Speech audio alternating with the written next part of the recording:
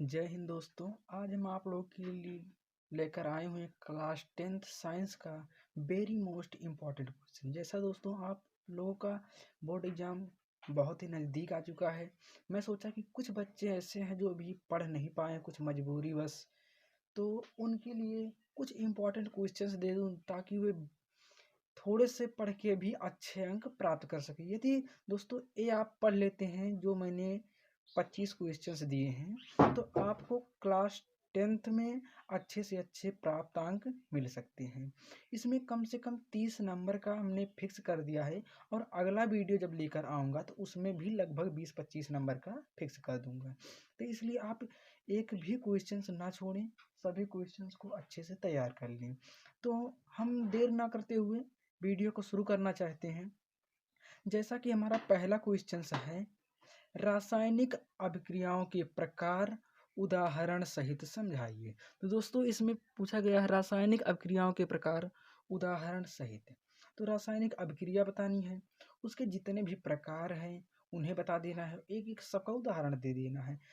ये हो सकता है कि इससे आपको ऑब्जेक्टिव क्वेश्चंस भी बन सकते हैं, या लघु उत्तरीय क्वेश्चंस भी बन सकते हैं, अति लघु भी बन सकते हैं। और मैंने जितने भी क्वेश्चंस दिए सब दीर्घ क्वेश्चंस हैं, और इससे अति लघु या लघु बन सकते हैं, इसलिए आप इन सबको बहुत ही अच्छे से तैयार कर लेना। तो अगला हमारा क्वेश्चन है, जंग जंग लगना क्या है, जंग का सूत्र क्या है तथा इससे होने वाली हानि को बताइए। दोस्तों जंग की परिभाषा बताना है, उसके सूत्र बता देना है, और इससे होने वाली हानि को बता देना है।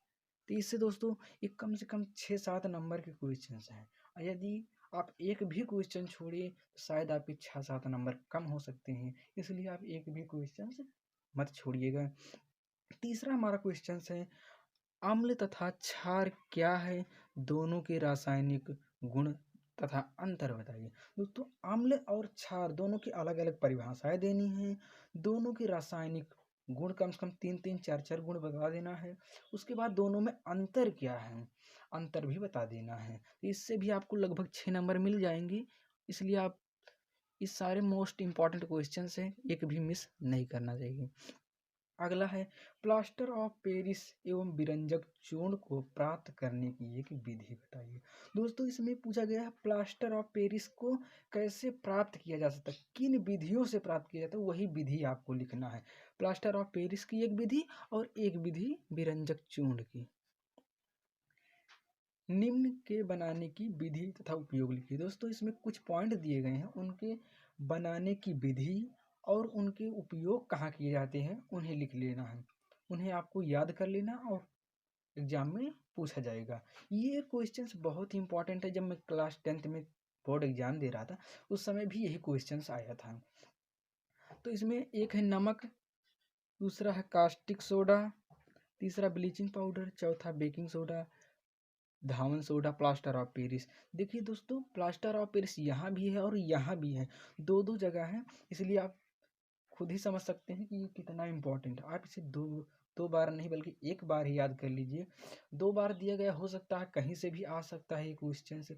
तो अगला हमारा क्वेश्चन है, धातु और अधातु के 5-5 रासायनिक गुण समीकरण सहित लिखो।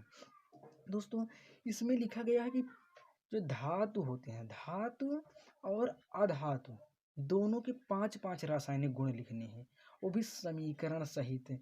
धातु क्या होता है, धातु वे होते हैं जो हाइड्रोजन देते हैं, अधातु वे होते हैं जो हाइड्रोजन ग्रहण करते हैं। धातुएं पीटने पर बढ़ती हैं, अधातु पीटने पर चूर चूर हो जाती है। धातुओं में तन्यता का गुण पाया जाता है, अधातु में तन्यता का गुण नहीं पाया जाता है। तो ऐसे ही आपको 2-4 अंतर लिख देना है, रासायनिक गुण लिख देना है, समीकरण लिख देना है, बस हो गया। अगला है संक्षारण की परिभाषा, उदाहरण एवं संक्षारण से सुरक्षा का उपाय। दोस्तों आपको संक्षारण की परिभाषा पूछ रहा है, संक्षारण की परिभाषा बता देनी है, इसके एक आध दो उदाहरण दे देना है, और इससे किसी वस्तु की सुरक्षा कैसे की जाती है इसके 2-3 उपाय बता देना है। दोस्तों यदि आप उदाहरण दे देते हैं ना तो परिभाषा थोड़ा गलत भी रहेगा तो भी आपको नंबर पूरा दे दिया जाएगा, इसलिए आप उदाहरण अवश्य ही याद करिए।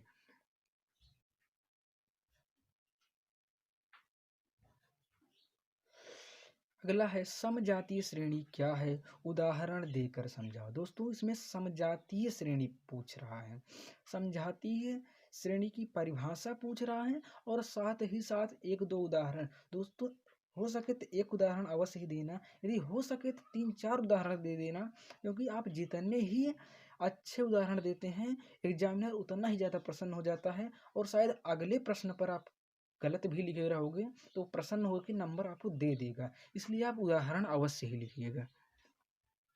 एथेनॉल एवं एसिटिक अम्ल के 5 रासायनिक गुण तथा 3 उपयोग लिखिए।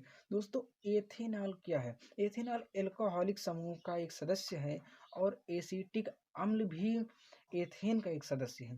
दोनों के 5 रासायनिक गुण लिखने हैं और 3 उपयोग लिख देना है।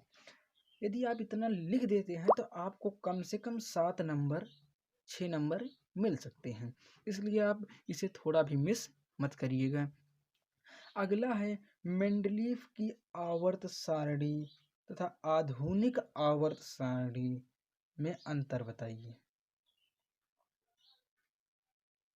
दोस्तों आपको मेंडलीफ की आवर्त सारणी पढ़ाया ही गया होगा, साथ ही साथ आवर्त सारणी में दोनों में थोड़ा डिफरेंस है। जैसे मेंडलीफ की आवर्त सारणी में तत्वों के भौतिक एवं रासायनिक गुण उनके परमाणु क्रमांक के आवर्ती फलन होते हैं, और आधुनिक आवर्त सारणी में तत्वों के भौतिक एवं रासायनिक गुण उनके परमाणु द्रव्यमान के आवर्ती फलन होते हैं। तो इसी प्रकार से दोनों में डिफरेंस है, उन डिफरेंस को आप लिख देना है, और थोड़ा बहुत जितनी जानकारियां हो सके उन्हें भी लिख देना है। पौधों में जल तथा खनिज लवणों का परिवहन का सचित्र वर्णन कीजिए। दोस्तों जो पेड़ पौधे होते हैं वे पृथ्वी के अंदर से जल और खनिज लवणों का अवशोषण करते हैं, तो आपको वही क्रिया यहाँ पर बतानी है कि वो कैसे कैसे क्रिया करते हैं, कैसे कैसे जल और खनिज लवणों का अवशोषण करते हैं, वो भी चित्र के साथ ही आपको दिखाना है। दोस्तों ये सारे क्वेश्चन लगभग 6-6 नंबर के थे। अब हम आ जाते हैं अगले पेज पर। अगले पेज पर बहुत ही इंपॉर्टेंट क्वेश्चंस हैं।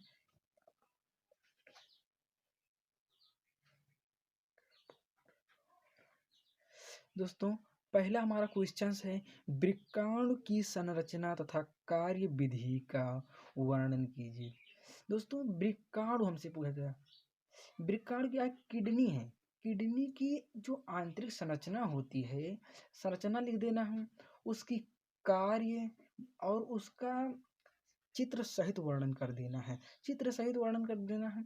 जैसा कि आप लोगों को पता होगा कि वृक्काणु क्या करता है, इस शरीर के सारे ब्लड को अपने अंदर अवशोषित करता है, उसके बाद उसके खून को साफ कर देता है, एक पाइप से कचरा अलग निकाल देता है और खून अलग निकाल देता है।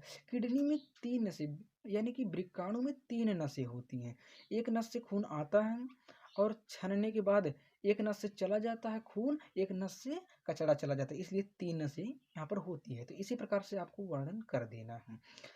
आ जाते हैं प्रश्न नंबर 13वें पर। तो मानव में श्वसन तंत्र का सचित्र वर्णन कीजिए। दोस्तों इसमें पूछ रहा है मानव का जो श्वसन तंत्र होता है उसका सचित्र वर्णन करना है। मानव श्वास कैसे लेता है, उसकी श्वास की क्रिया विधि कैसी होती है, इसका चित्र सहित वर्णन करना है। दोस्तों ये वेरी मोस्ट इंपॉर्टेंट क्वेश्चंस हैं, ये लगभग 4 साल से लगातार आ रहे हैं। मनुष्य में पाई जाने वाली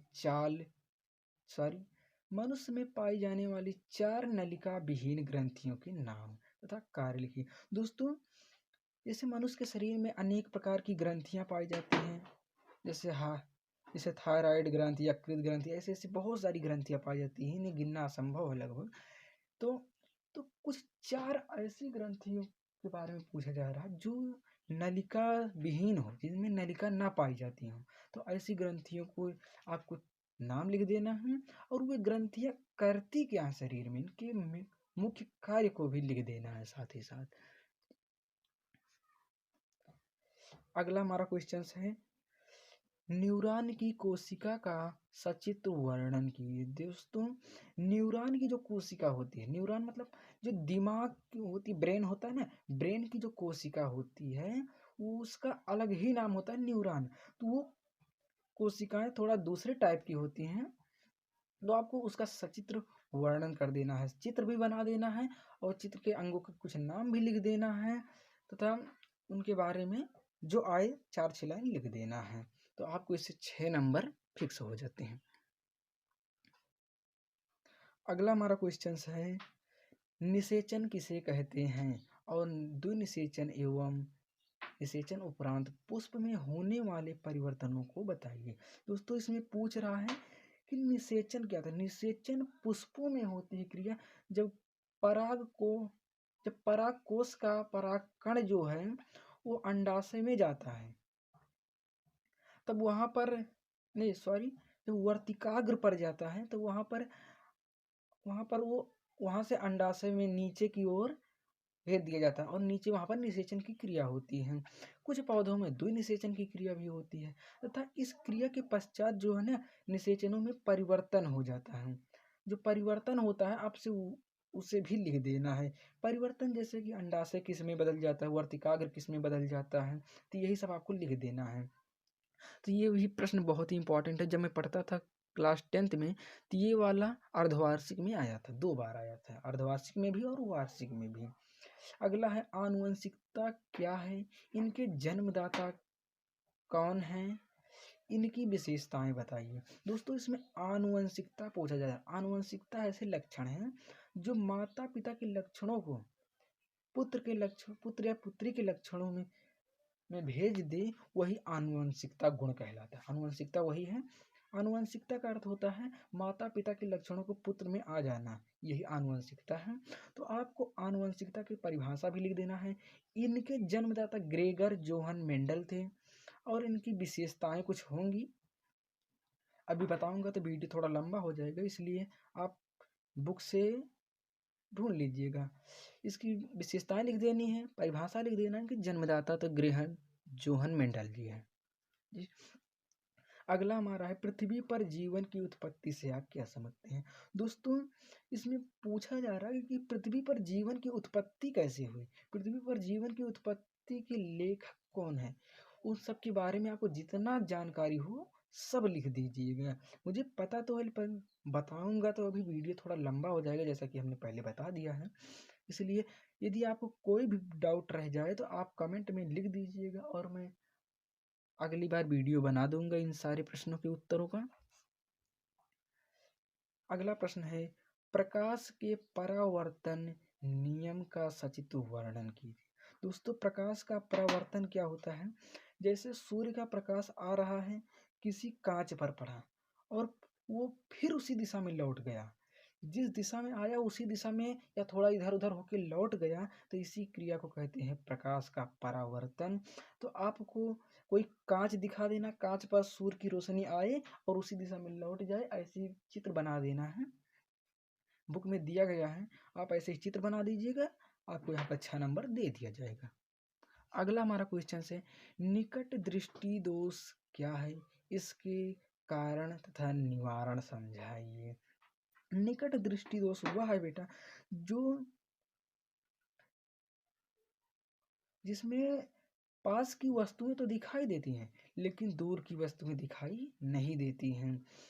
तो आपको इसका आंसर लगभग 1-1.5 पेज में लिखना है, क्योंकि छोटा सा अधिकतर लोग लिख देते हैं और 6 नंबर का क्वेश्चन छोटा सा लिखोगे तो जाएगा 2 नंबर 3 नंबर ऐसे दे देगा, इसलिए आप थोड़ा बड़ा लिखिएगा और 5-6 नंबर ताकि मिल सके। अगला हमारा क्वेश्चन है दूर दृष्टि दोष क्या है। दोस्तों इसमें दूर की वस्तुएं दिखाई देती लेकिन पास की वस्तुएं दिखाई नहीं देती हैं। इसका कारण और निवारण बिल्कुल इसी प्रश्न का उल्टा है। ये प्रश्न आप एक याद कर लेंगे तो दूसरा आराम से आपको आने लगेगा, इसलिए आप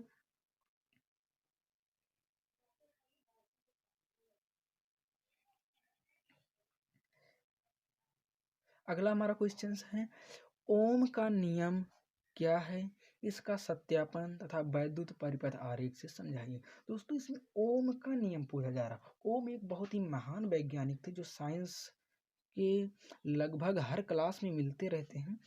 तो इनके हमें परिभाषा, इनके नियम लिखना है और इन नियम को सत्य कैसे है उसको प्रूफ करना है, प्रूफ करके और विद्युत आरेख मतलब इसका सचित्र वर्णन करना है। सचित्र वर्णन कर दीजिएगा दोस्तों, आपको यहाँ भी 6 नंबर दे दिया जाएगा। दोस्तों अगला हमारा क्वेश्चन है, प्रत्यावर्ती धारा विद्युत जनित्र का कार्यकारी सिद्धांत तथा रचना एवं क्रिया विधि समझाइए।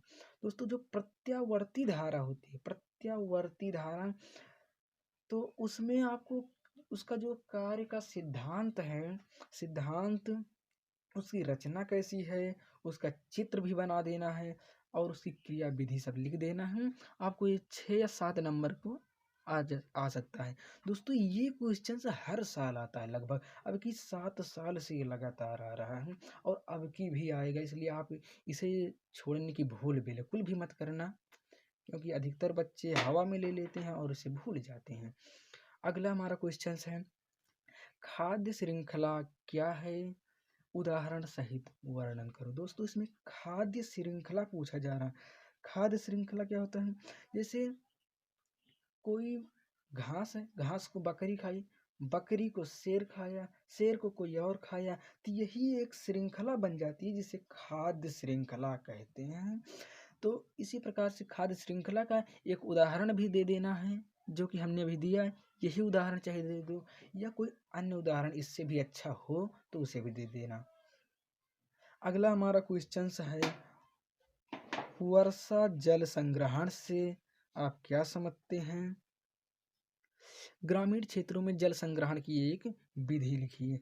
दोस्तों जो वर्षा का जल, जो पानी बरसता है ना, उसके जल को एकत्रित करने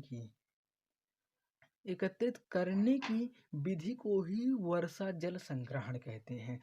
और ग्रामीण क्षेत्रों में वर्षा के जल को एकत्रित करने की कोई एक विधि लिखना है, तो छत की पाइप को, छत पर जो पानी आए उसे एक पाइप में इकट्ठा करके भूमि पाइप के माध्यम से पृथ्वी में नीचे गिरा दिया जाए, यही एक विधि है। और भी कई सारी विधियां हैं, मैं आपको अगले वीडियो में अवश्य ही बताऊंगा। इसलिए दोस्तों हमारे जितने भी क्वेश्चन थे हैं, देख रहे हैं इधर 11 क्वेश्चंस थे और इधर लगभग 25 क्वेश्चंस हो गए हैं। आप लोग दोस्तों इन सारे 25 क्वेश्चंस का बहुत ही अच्छे से तैयारी कर लेना है। 2-3 क्वेश्चंस इसमें ऐसे हैं कि मैं बता दूं बिल्कुल आएंगे। जैसे दोस्तों ये क्वेश्चंस हो गया, ये क्वेश्चंस बिल्कुल मत छोड़ना। अगला है एथेनॉल तथा एसिटिक अम्ल के रासायनिक गुण। दोस्तों ये वेरी मोस्ट इम्पॉर्टेंट क्वेश्चंस है, वेरी मोस्ट। अगला है ये वाला, पौधों में जल तथा खनिज लवणों का परिवहन का सचित्र वर्णन की। दोस्तों ये भी वेरी मोस्ट इम्पॉर्टेंट क्वेश्चंस है, इसलिए आप इसे तैयारी जरूर से जरूर कर लेना, क्योंकि मैं ये जो क्वेश्चंस दोबारा बता रहा हूँ ये हमने अपनी परीक्षाओं में देखा है, ये हमारी परीक्षाओं में पूछा जा चुका है तथा कई टीचरों ने हमें इससे बताया है कि ये बहुत ही इंपॉर्टेंट क्वेश्चंस हैं। और इसमें